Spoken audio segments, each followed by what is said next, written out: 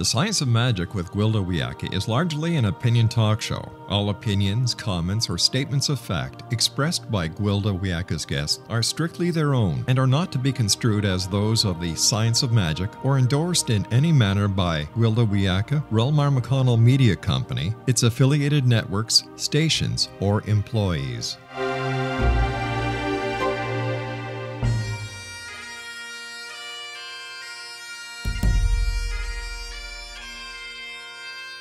Welcome to the Science of Magic with Gwilda Wiyaka, a program dedicated to uncovering the unified nature of reality and humanity's ever-evolving place as truly galactic beings.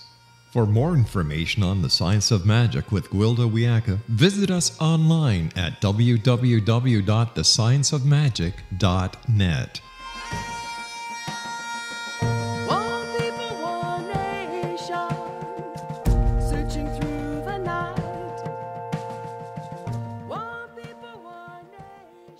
Welcome to the Science of Magic, a place where science and magic come together to transform fact into evolving truth.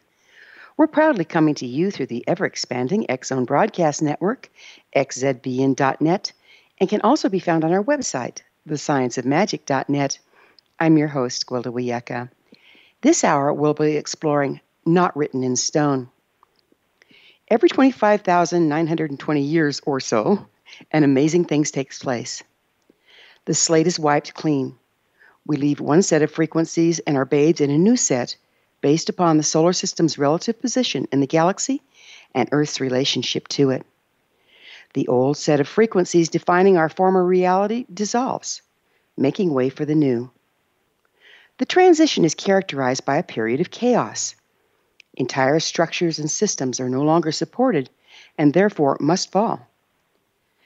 To the degree we're personally identified with and cling to them, we fall also.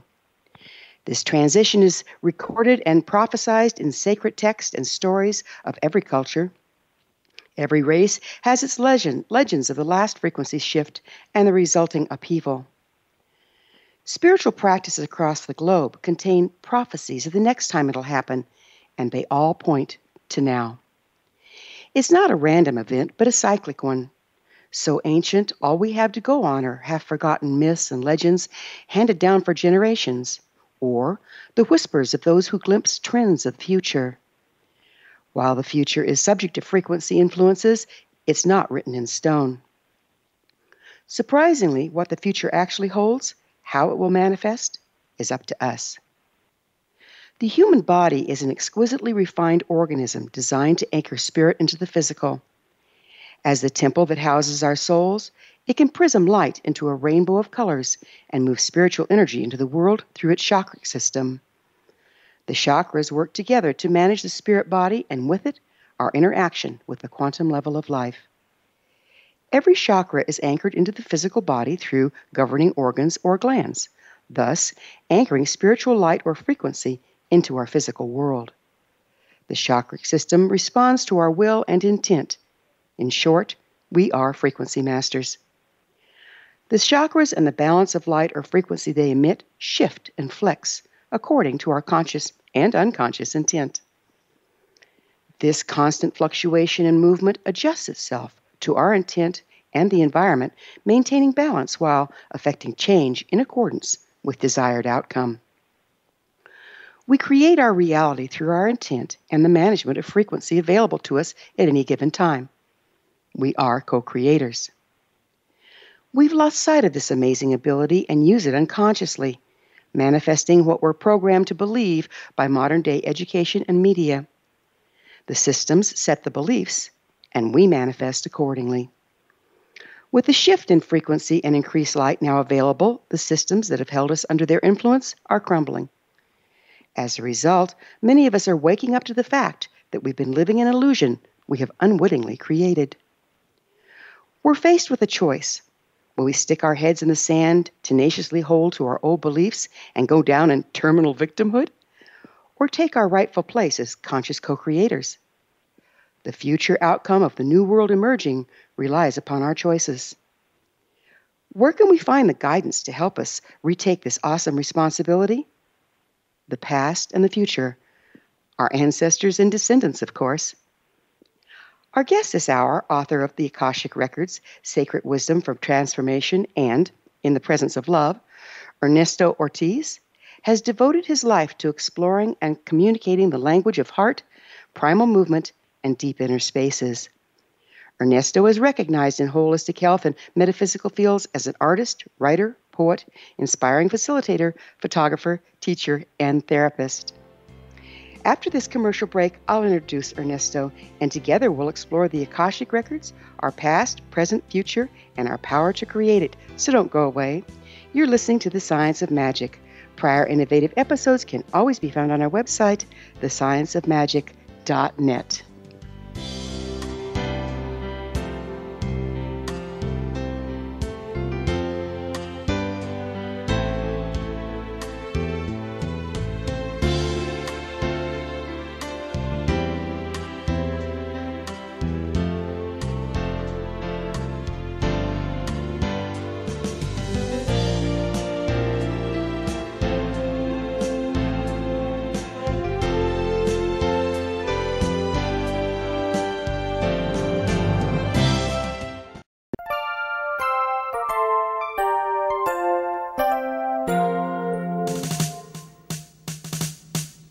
Though the world seems in turmoil around us, let's not lose our way.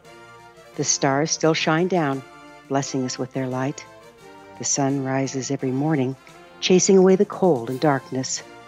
There are good people of service in this world. We have much to be grateful for as we're wrapped in the arms of all of God's creation. This is Gwilda Wiyaka, host of the Science of Magic Radio, wishing you and yours a very Merry Christmas. I hope your holiday is filled with comfort and joy as you're surrounded by those you love. I'd like to thank all of you for being our loyal listeners on the X-Zone Broadcast Network and for joining us on this grand adventure called life. As the New Year's dawns, let us all stand in truth as we embrace peace.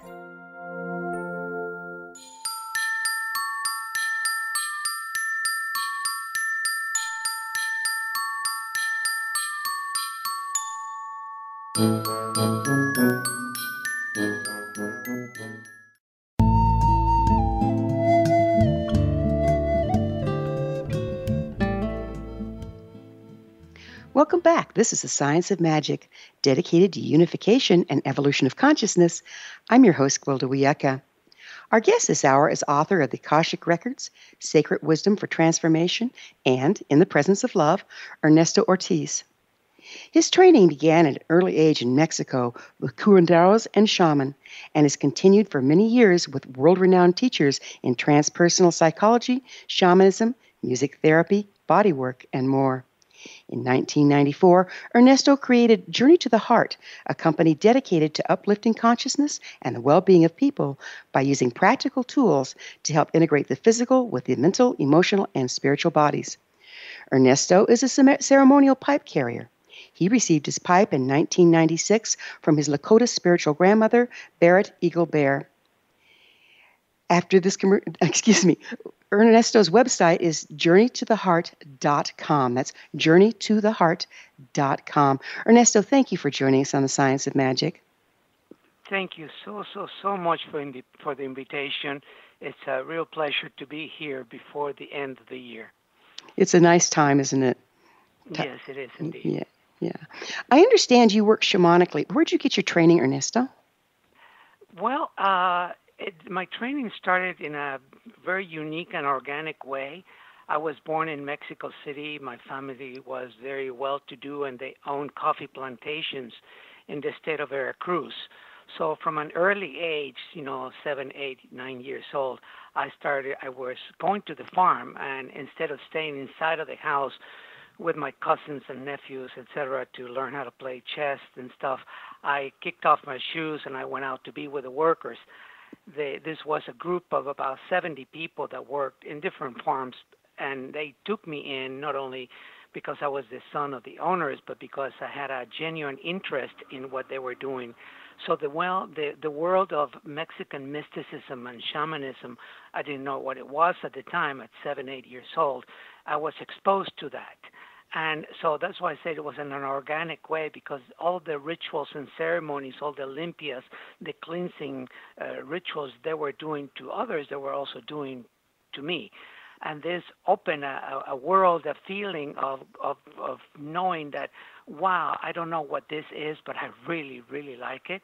And I had the good fortune to have the comparison between two worlds, the world of professionals, bankers, business owners, and all of that with my family, and the very simple world of this small group of people showing me the beauty of Mexican shamanism and mysticism.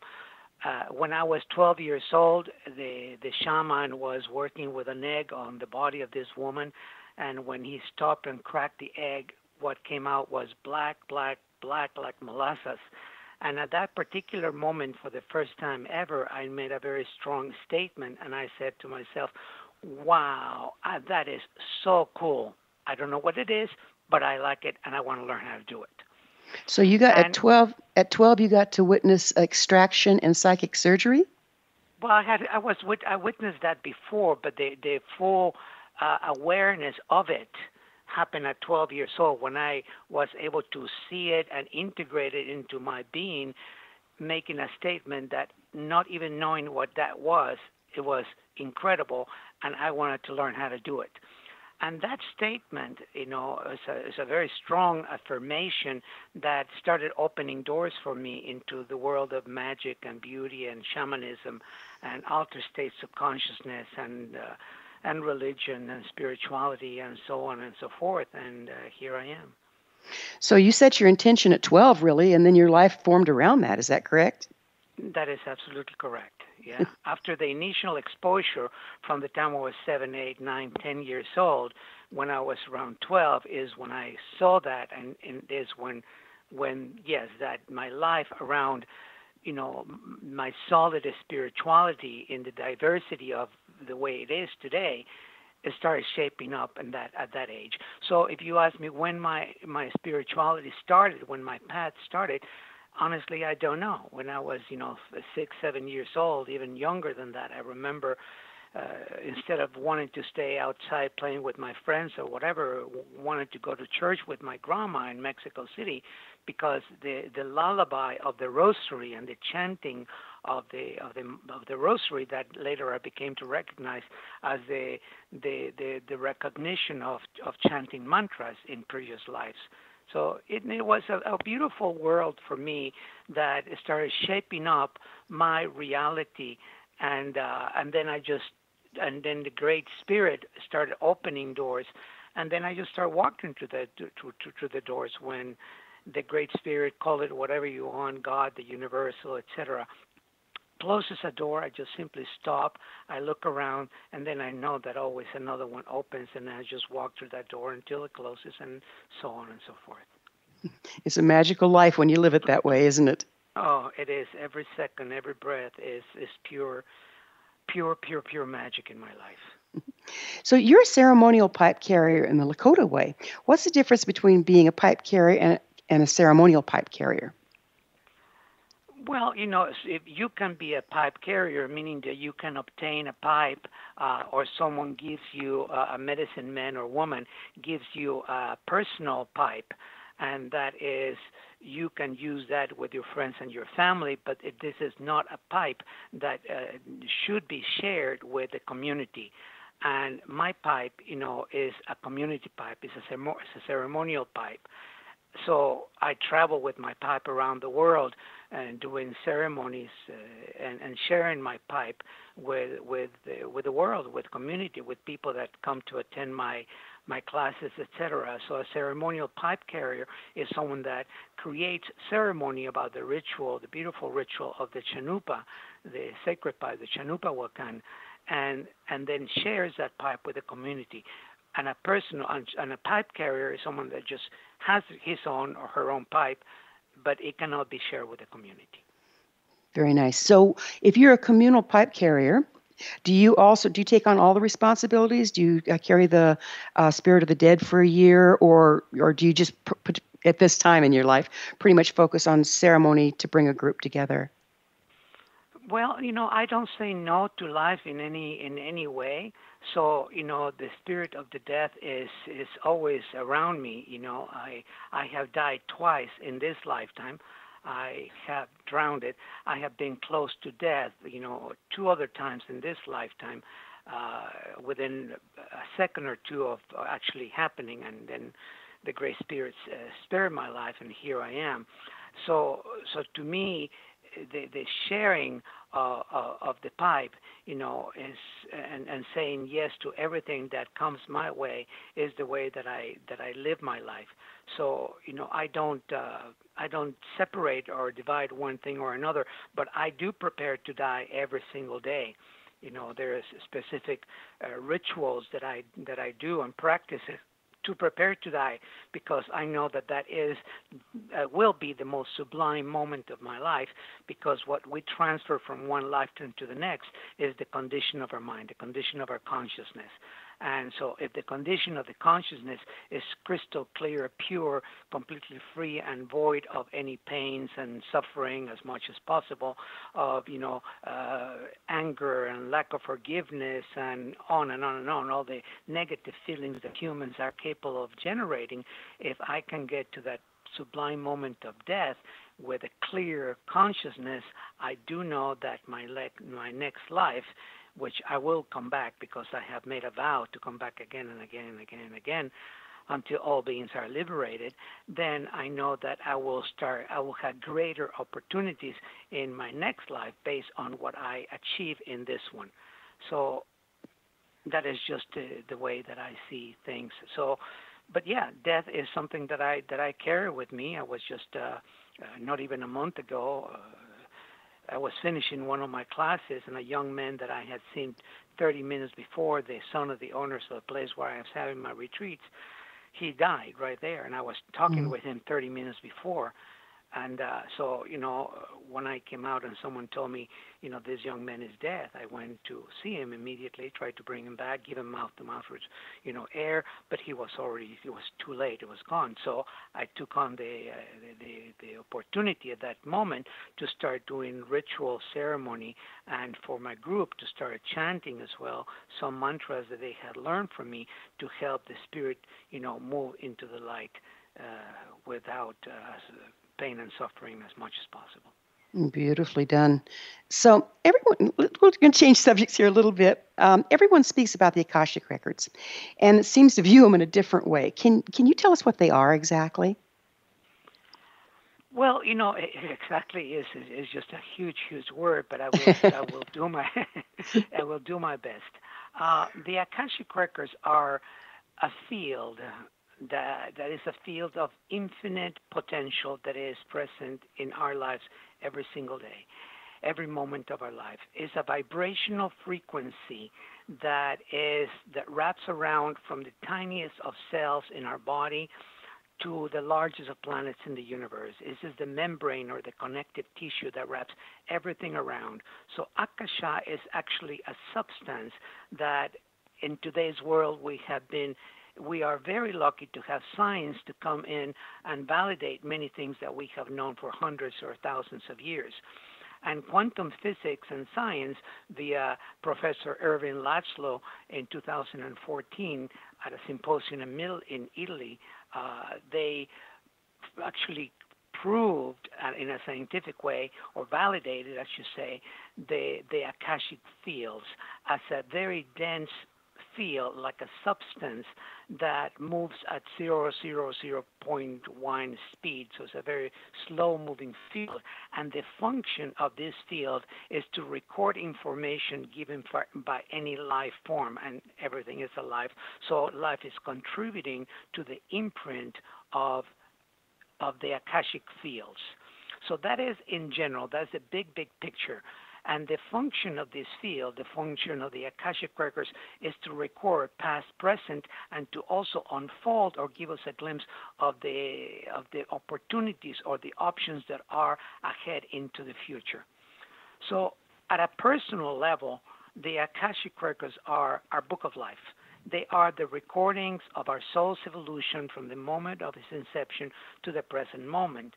And as we engage in life, then we are constantly giving emotional impressions to the field of Akasha. So from our soul's inception, the recordings are there in this field, so they contain past, present, and the possibility of unfoldment of future events. So the Akashic Records can be accessed by and have been accessed by many, many people, but these are individuals that have had or have very unique abilities. We have seen this with seers, with visionaries, with shamans, with individuals like Edgar Cayce and others that have had this incredible ability to. We're going to have to pick up on this ability on the other side of a commercial break. We'll discuss the quantum level and the Akashic Records. Ernesto and I will return to our discussion. We're coming to you through the land of leading edge paranormal broadcasting, the Zone Broadcast Network. Don't miss the other fine shows and hosts on xzbn.net. You're listening to The Science of Magic, thescienceofmagic.net. I'm Gwilda Wiyaka. We will be back, so don't you go away.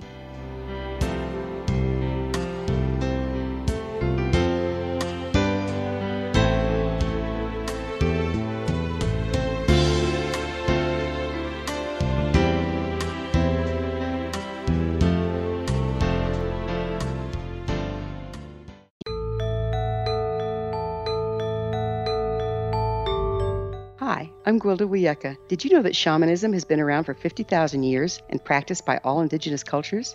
These ancients understood there's more to healing and health than just the physical. All four levels, physical, emotional, mental, and spiritual, must be addressed in order for us to enjoy healthy, abundant lives. To find quality shamanic healing you can trust, you need look no further than Path Home Long-Distance Shamanic Healing Program. All Path Home practitioners have been trained and certified through Path Home Shamanic Art School, a Colorado State occupational school, and are handpicked, personally trained by me, Gwilda Wiyaka, to uphold the excellence of Path Home's long-distance program. Live abundantly. Schedule a shamanic session with me or one of my quality practitioners today. Call 303-775-3431 or visit findyourpathhome.com.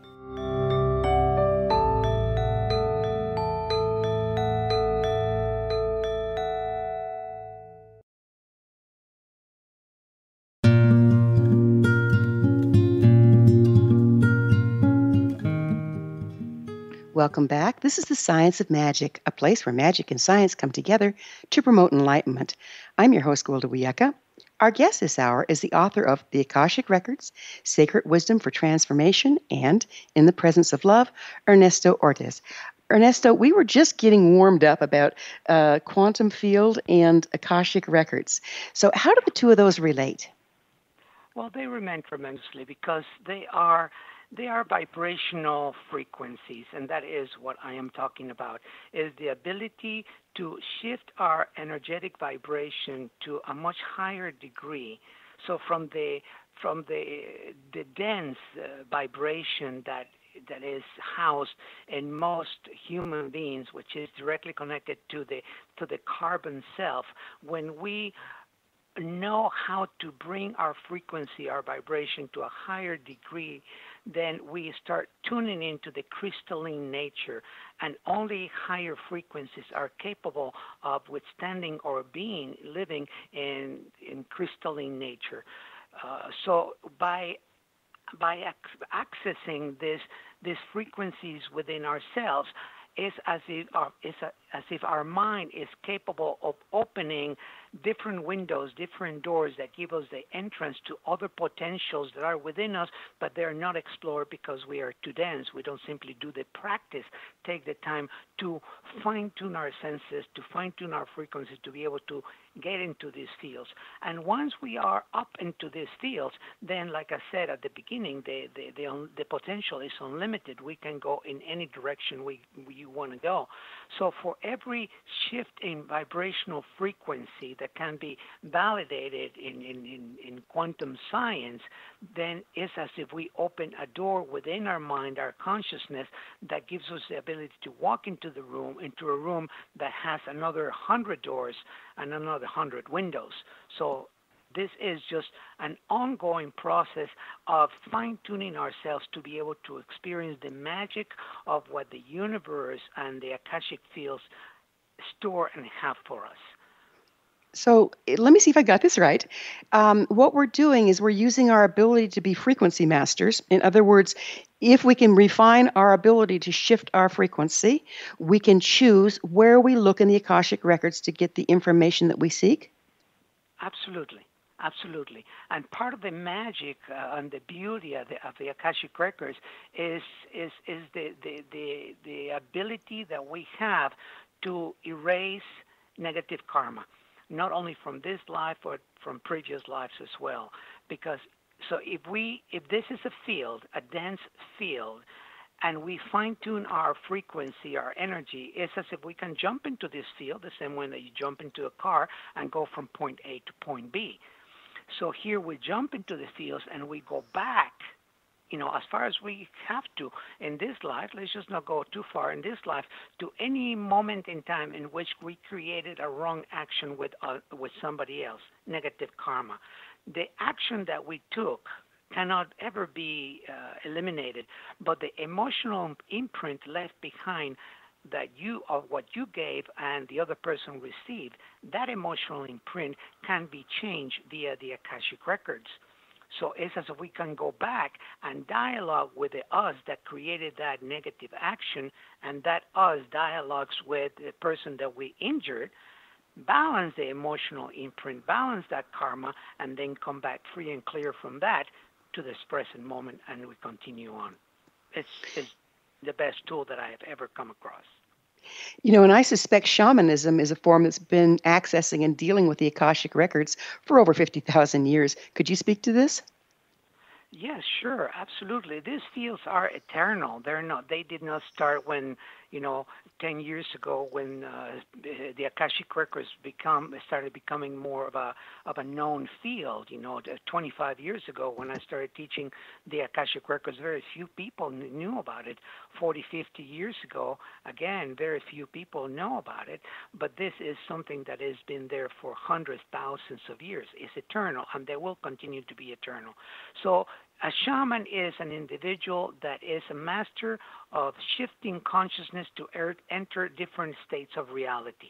It's like flipping a switch to turn off a light or to turn it on, and that is just a mind training that gives us the ability to shape-shift into this type of consciousness, extraordinary consciousness, altered state of consciousness, if you want to call it that, and then jump into these fields that are available to us that bypass the etheric realm and go to a much higher dimensional frequency of vibration, which is the Akashic fields.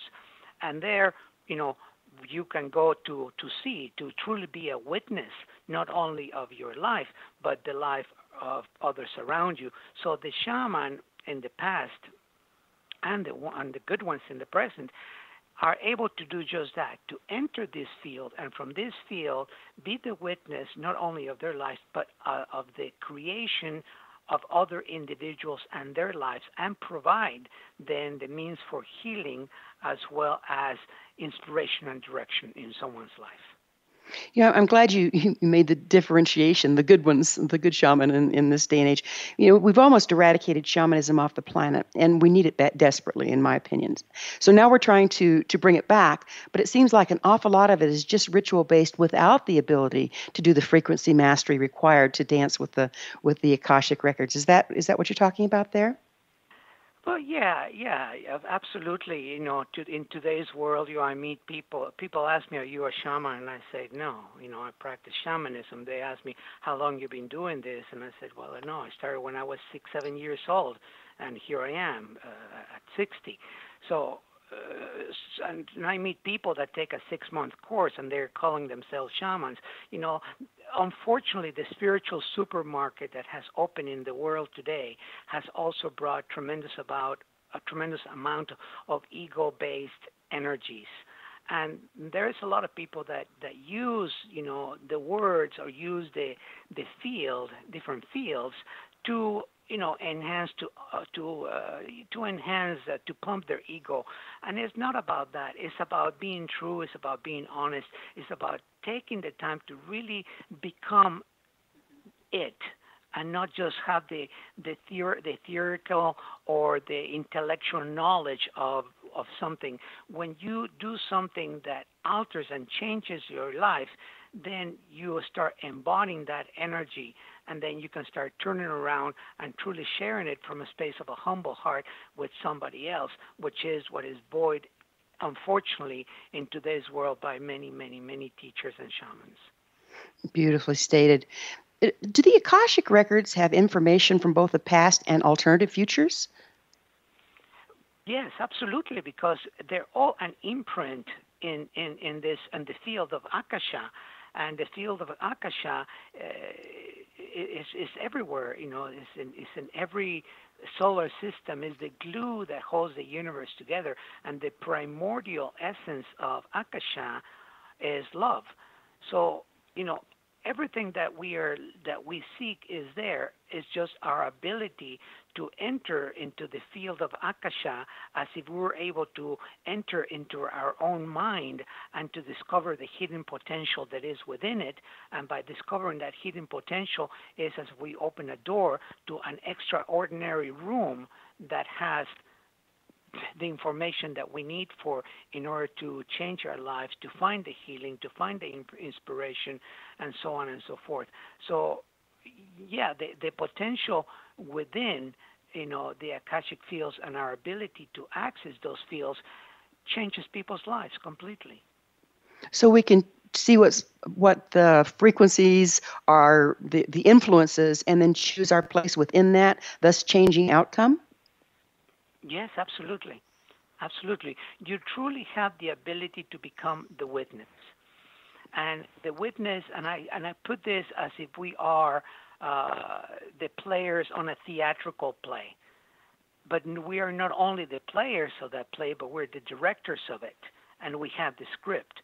So when we are capable of looking from the director's chair at the play that we're playing, all the actors in the play, if some of them are not playing the role that you want to play, if you have been living a drama and you are tired of that, maybe you have to fire some of these actors if they're not capable of changing their role to the new lines that you want, because your life, you want it to be a romantic comedy.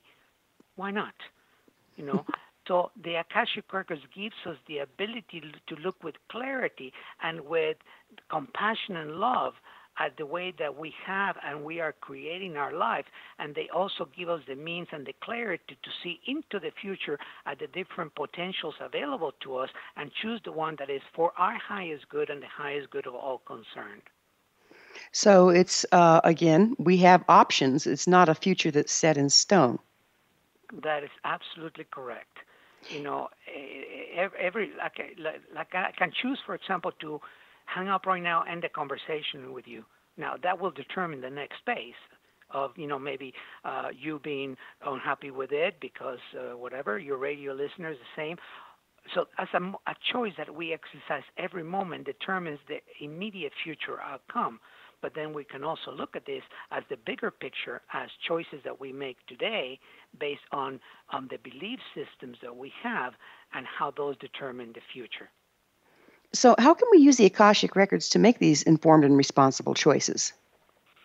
By going into our Akashic Records, by having a dialogue, a conversation with the masters, the teachers, the record keepers that have the information in our book of life, to dialogue and to see with clarity at what we have done. See, we cannot change our future if our past and our present is completely covered with debris and with bushes and plants that don't give us the ability to move ahead in the direction that we want. So in order to really have the future that we want, we have to stop, look at our present, clean the present, clean the past, and then with a space of emptiness, then we can then create the future. So Ernesto, when you talk about clearing the debris, are you talking about the belief systems and programming that we carry that hold us at a lower frequency? Well, yes, absolutely. There are two things that create our reality, and you touched on this when you first opened the segment, and that is, our belief systems and the condition of our mind is what creates our reality. So we must stop and start examining our belief systems and to realize that most of the belief systems that we have today, we inherited from our parents, and our parents from our grandparents, and our grandparents from our great-grandparents, and so on and so forth. So, and also, if you continue looking back, then your own personal contribution 4 lifetimes, 5 lifetimes ago to something that that your family and the karma of that family is acting on or believing in today. So the exploration of our belief systems is the most important thing, because without changing and replacing belief systems that don't serve us to the belief systems that we say, like my belief systems are. We're gonna have to take another break. I'm so sorry. We'll pick up on the other side. Ernesto and I will be back shortly.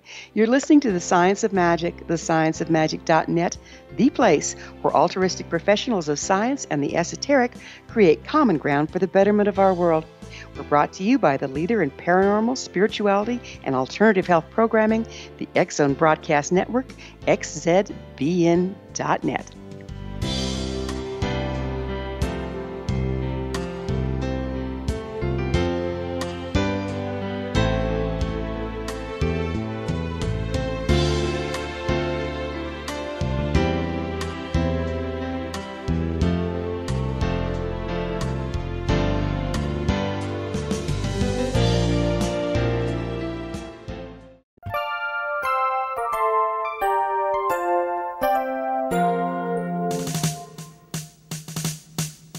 Though the world seems in turmoil around us, let's not lose our way.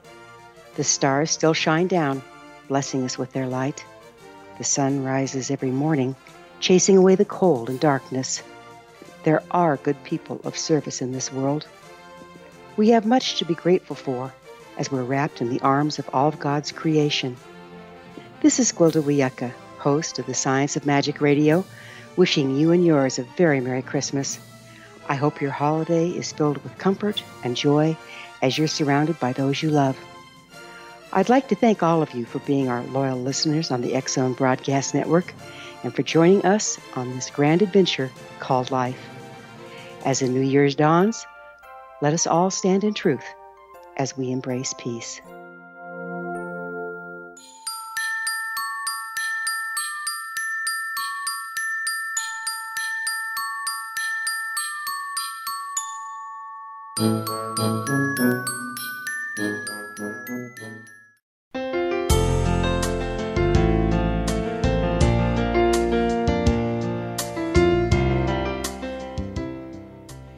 Welcome back. This is the Science of Magic, bringing together gifted people of service to the world. I'm your host, Gwilda Wiyaka. And one of those gifted people bringing their services to the world is our guest this hour. He's the author of the Akashic Records, Sacred Wisdom for Transformation, and In the Presence of Love, Ernesto Ortiz. Ernesto, we were really getting into a fun subject about how our belief systems limit our ability to access the Akashic Records. And also, I think at this point, I'm sure the listeners are going, okay, I want a little bit of this. How do I access the Akashic Records? What other ways are there to access them outside of the shamanic trance? Well, like I said, there are individuals that have the great ability to connect. They're, psychics that truly are the real ones that have the ability to bypass the astral plane, the etheric plane, and go to the plane of Akasha where they can retrieve information. Not a lot of us are gifted like that. So what we have received from the Mayans is a sacred prayer. And this sacred prayer with the right formula is what is the key that opens the door for us to enter the elevator that takes us to the field of Akasha. So it's actually quite simple. The only requirement is to have an open heart, to let go of the mind of the expert mind, and enter the field with an open mind, the mind of a child and a mind of a novice. And with that and the prayer, you have access to the Akashic fields. And from that moment, the magic, the beginning of the exploration of your life's history begins the exploration of the condition of the mind, belief systems, pains, addictions, codependencies, lack of forgiveness, which is like an epidemic. In my classes, I ask how many of you are dealing with issues of forgiveness, and 99% of the people raise their hand. So, all of these issues are what become crystal clear when we are in the Akashic Records, and the prayer is the key, is what creates that vibrational frequency for us to be able to come out of our seventh chakra, to really move into the transpersonal chakras, to be able to receive the download of information and have the connection with the masters that shows us the infinite potential of the Akashic Records. So it is the prayer that is the key. Our guest this hour is the author of the Akashic Records, Sacred Wisdom of Transformation, and In the Presence of Love, Ernesto Ortiz. His website, journeytotheheart.com. So how important is it to have clear intent when you're consulting the Akashic Records?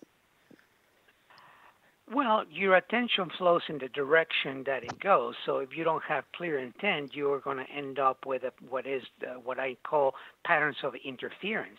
And then people that are sitting there with conditions of the mind, with the lack of clear intent, etc., they create patterns of interference. And, it's like if you try to plug in a two-prong plug into a four-prong socket, it's not going to work. So you have to be in the right mind-heart space in order to access and be in the energy of the Akashic Records. Could you speak to the difference in being conscious and unconscious in intent and how it might affect the information we receive? Being conscious and unconscious? Yeah, so much of our intent seems unconscious. It's like we're conscious of one intent, but there's programming underneath that has us intending. That's precisely that unconscious programming, and people are just unfortunately they get too overwhelmed with the distractions of the world. People don't really practice meditation. To me, meditation is my medication, and the shifts of consciousness that are available to us, happen within the shift of our ordinary reality. So if you are not conscious, then you're not mindful about the way that you speak. You're not mindful about the way, the words that you use. So many people in the spiritual field that use, foul language, the F word and others. And I am appalled and shocked at the way people talk, even in the spiritual field, without realizing that those are vibrational frequencies that we're constantly generating. So we have to be able to get to the point of truly knowing ourselves and taking the time for self-discovery. And when you self-discover, then you know that this is a reality that is so rich and so beautiful that can create the physical changes in your regular reality, as long as the extraordinary reality or practice is kept in your life, all the time, daily. I in my classes, I teach three things: discipline, dedication, and devotion, the 3 Ds. Without those three, you're not going to advance in your spiritual path. And people always have excuses as to why they don't have the time to sit for 30 minutes to meditate, 20 minutes to meditate. Well, take 20 minutes out of Facebook and you have your 20 minutes and 30 minutes and more to truly devote yourself to a spiritual practice that will shift your consciousness to be more mindful, more aware, and eventually begin to awake. Do you think that we spontaneously receive information from the Akashic Records?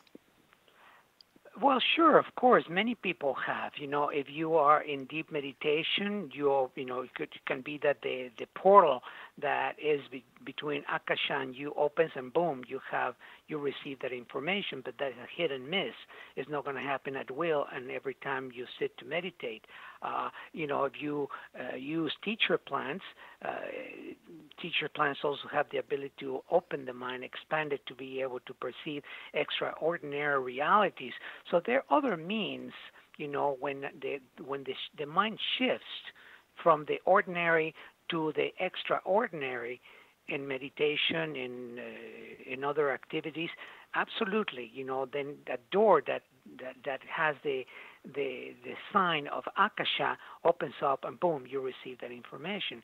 But with the prayer, and when we sit to open consciously our Akashic Records, we know that we're not opening the door by accident, but we're getting onto an elevator that when the doors open, will be in the field of Akasha, and we can explore. How can we tell that the information we're getting from Akasha, whether it's literal or allegorical, it seems like a lot comes through in symbols as well. Would you mind speaking to that? Well, we receive the energy from the Akashic fields into our 8th chakra. And once that energy begins to descend into an open 7th chakra, is the space of translating the information or the language of spirit, which is light language encoded in sacred geometry via our senses. So when we start getting that information inside of our body, then we begin to use our senses to translate the information and give it meaning. So if you're visual, you'll be able to see. If you're auditory, you'll be able to hear, etc. But little by little, you fine-tune all of your senses within the Akashic fields to be able to have a complete download and perception on the information that you receive. So it may, for some people, feel similar, but then again, it's completely different. The first question that I ask in one of my workshops has to do with belief systems and how they create your reality.